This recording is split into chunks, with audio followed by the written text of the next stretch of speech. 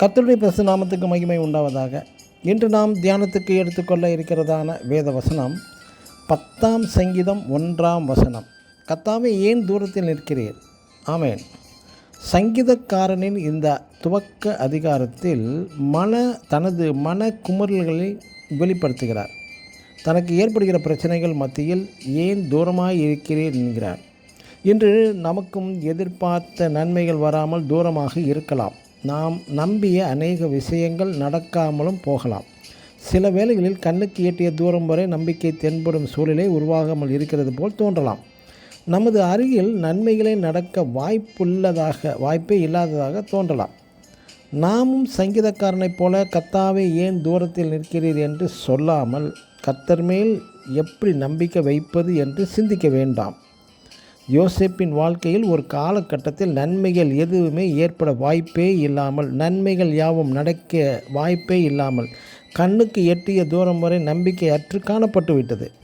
ஆனாலும் கர்த்தர் யோசேப்புடன் கூடவே தான் இருந்தார். ஏற்ற காலம் நன்மை கிடைக்கும் வரை அவரது கரத்திற்குள் அடங்கி பொறுமையுடன் காத்திருந்தான் யோசேப்பு. அதே போல் தாவீதுடைய வாழ்க்கையிலும் காடு மேடு குகைகளில் ஒளிந்து ஓடி வாழ்ந்தான். அப்பொழுது கர்த்தர் அவனை விட்டு தூரமாய் இருக்கிறார் என்பது அர்த்தமே அல்ல.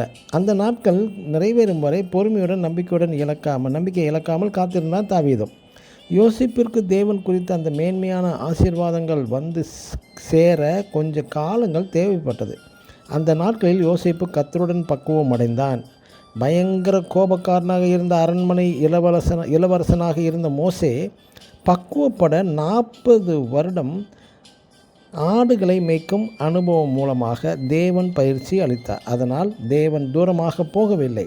தாவீது கூட காடு மேடு குகைகளில் ஒளிந்து வந்து வாழ்ந்து பல தரப்பட்ட சூழ்நிலைகள் பக்குவப்பட பிறகே சமஸ்த இஸ்ரவேலின் தேசத்துக்கும் தேவன் ராஜாவாக்கினார் தாவீதை. பிரியமானவர்கள், எந்த நன்மையும் கைகூடி வராத சூழ்நிலை ஏற்படும். நம்பிக்கையற்று சந்தோஷம் இழந்தும் காணப்படலாம். அந்த வேளைகளில் கர்த்தர் தூரமாக இல்லை, நமது அருகில் தான் இருக்கிறார். நமக்குள் பல நல்ல காரியங்களை பழக்குவிக்கிறார் என்பதுதான் பொருள். ஆமேன். God bless you.